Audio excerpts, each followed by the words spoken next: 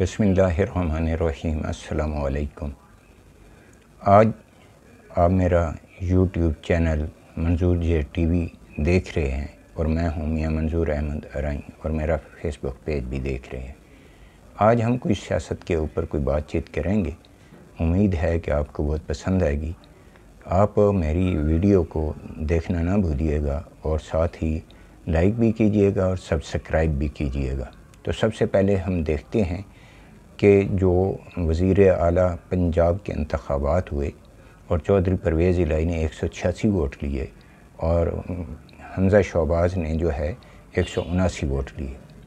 अब इस तरीके से देखा जाता तो चौधरी परवेज़ इलाही सूबा पंजाब के वज़ीर आला बनते, लेकिन चूँकि डिप्टी स्पीकर दोस्त मोहम्मद मज़ारी अंदरूनी तौर पर मुस्लिम लीग नवाज़ के साथ मिले हुए थे। पहले भी वो पिछले इंतखाबात में भी वो वन साइडेड थे और वो तहरीक इंसाफ की बजाय मुस्लिम लीग नवाज़ को सपोर्ट कर रहे थे। इसलिए उधर से तारिक बशीर चीमा साहब जो है और चौधरी सालिक वो चौधरी शुजात हुसैन को बरखला कर अपने तायाजाद भाई के साथ जो है वो 2 नंबरी कर रहे थे।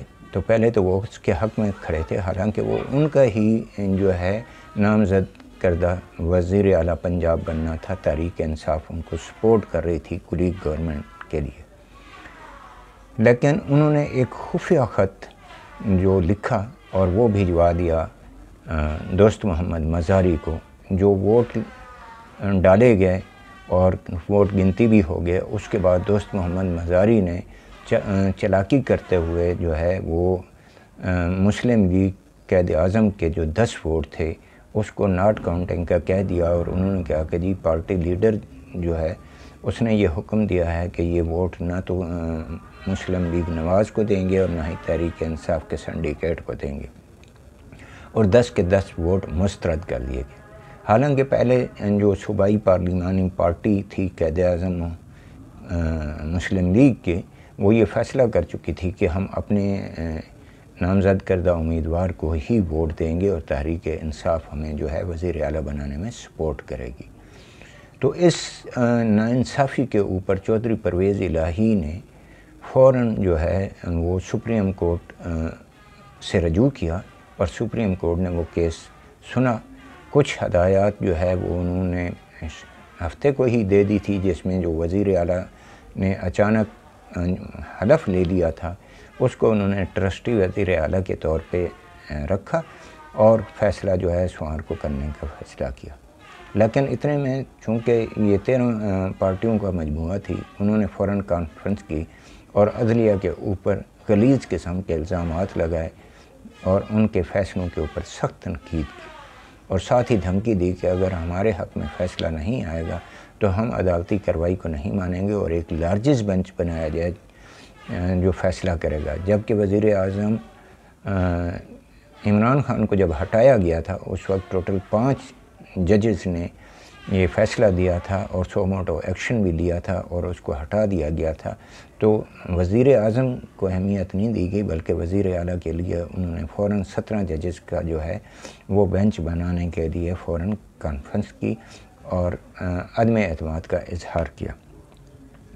अब लार्ज बेंच बनाना या फुल बेंच बनाना ये चीफ़ जस्टिस ऑफ पाकिस्तान अता उमर बंदियाल की सवाबदीद पर है, लेकिन उन्होंने मुनासिब नहीं समझा। उन्होंने कहा कि ये इतना बड़ा इशू नहीं है, सिर्फ कानूनी तकाज़ा है, उसको हमने देखना है कि जो डिप्टी स्पीकर ने रूलिंग दी है वो इंसाफ पर मबनी है कि नहीं। तो उन्होंने वो 3 रुकनी बेंच ने ही उसको सुनने की कोशिश की। जब तमाम दलाइल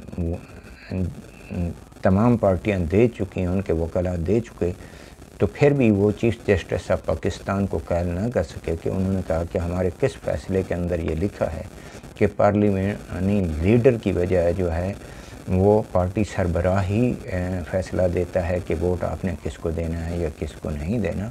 चूँकि हमारे आर्डर का हवाला दिया गया है इसलिए वो आर्डर हमें पढ़ कर सुनाया जाए।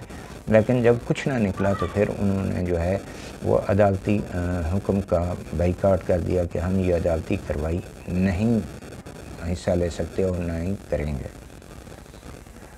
चीफ जस्टिस ऑफ पाकिस्तान ने कहा कि देखें, सीधी सी बात है कि 186 वोट लेने वाला चौधरी परवेज़ इलाही वो हुकूमत से बाहर है, और 179 वोट लेने वाले को आपने फ़ौरन जो है वो वज़ीर आला पंजाब बना दिया है। ये मुनासिब नहीं है। मैंडेट जो है वो तहरीक इंसाफ और मुस्लिम लीग काफ का है, इसलिए वज़ीर आला उनका होना चाहिए।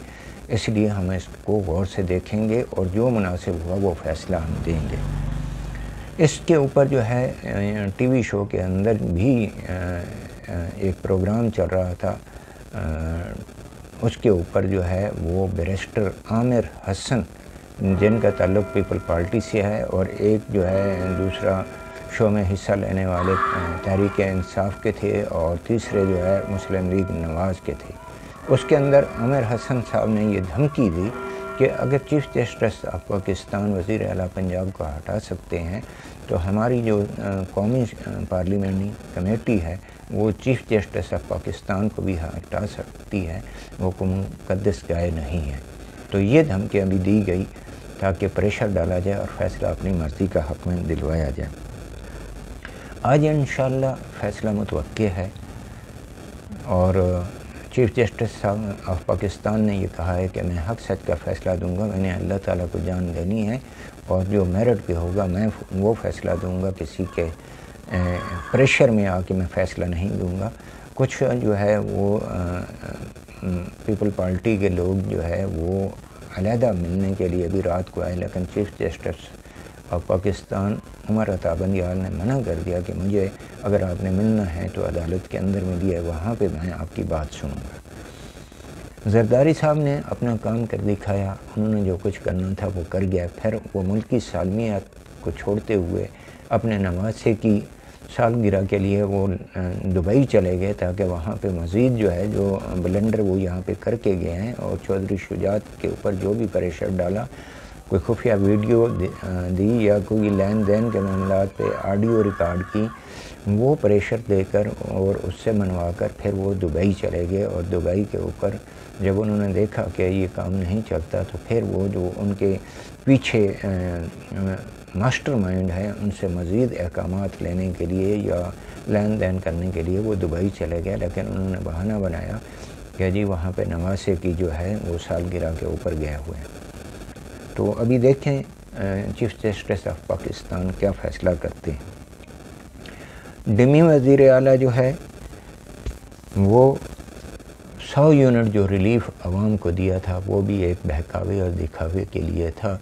अभी हमारे भी गाँव के बिल आए हैं, लेकिन उनके ऊपर कोई इस तरह का नहीं लिखा गया कि ये वज़ीर आला का रिलीफ़ है, आपने इसको पेमेंट नहीं करना है। लोगों ने उसके ऊपर जो है वो दी हुई डेट के बाद जो टैक्स लगना है उससे बचने के लिए वो ज़्यादातर लोगों ने अपने बिल जो है वो 25 जुलाई से पहले अदा कर दिए हैं, जबकि वज़ीर तवानाई ने 27 या 28 को ऐलान किया है कि वो जो 100 यूनिट से कम बिल हैं वो आपने पेमेंट नहीं करते। दूसरी बात यह है कि ये सारे जो 13 पार्टियों का मजबूरा है, ये कभी फ़ौज के ऊपर तनकीद करते हैं, कभी अदलिया के ऊपर करते हैं, जो मुनासिब नहीं है। हम सब आवाम फ़ौज के साथ खड़े हैं, अपनी अदलिया के साथ खड़े हैं, और हमें पूरी उम्मीद है कि अदलिया भी अपना फ़ैसला देगी और फ़ौज भी अपनी सरहदों की हिफाजत भी करेगी, और मुल्क की बका की भी ज़ामिन है, इस तरफ भी वो ध्यान देगी और कोई अच्छे नतीजे आएंगे। हो सकता है कि आज जो है वो चौधरी परवेज़ इलाही वज़ीर आला पंजाब के बनते हैं, तो फिर मुस्लिम लीग नवाज़ सोचेगी कि हो सकता है कि वो कौमी असम्बली से इस्तीफ़ा दे दे और नया इलेक्शन का ऐलान करा दे। लेकिन हो नहीं सकता, क्योंकि उन्होंने हुकूमत लेने का मकसद ही यही था कि अपने नैब के केसेस को ख़त्म करना है और करप्शन के पैसों को हड़प करना है। बाकी उनका आने का कोई मकसद नहीं था। EVM मशीन जो बनाई थी, अगर उसके ऊपर वोट डाले जाते तो ये 20 की 20 सीटें तहरीक इंसाफ ले जाती। तो यहाँ पे मैं अपनी बात ख़त्म करता हूँ, मेरी वीडियो लंबी हो रही है। मज़ीद वीडियो के साथ मैं दोबारा हाज़िर होऊंगा। इतने तक अदालत का फ़ैसला भी आ जाएगा। अभी फ़िलहाल अदालत के फ़ैसले के ऊपर मैं कोई बात नहीं करना चाहता। जो फ़ैसला आएगा उसके ऊपर नई वीडियो लेकर मैं आपकी खिदमत में हाज़िर होऊंगा। पाकिस्तान जिंदाबाद, पाकिस्तान परिंदाबाद, पाक फौज जिंदाबाद।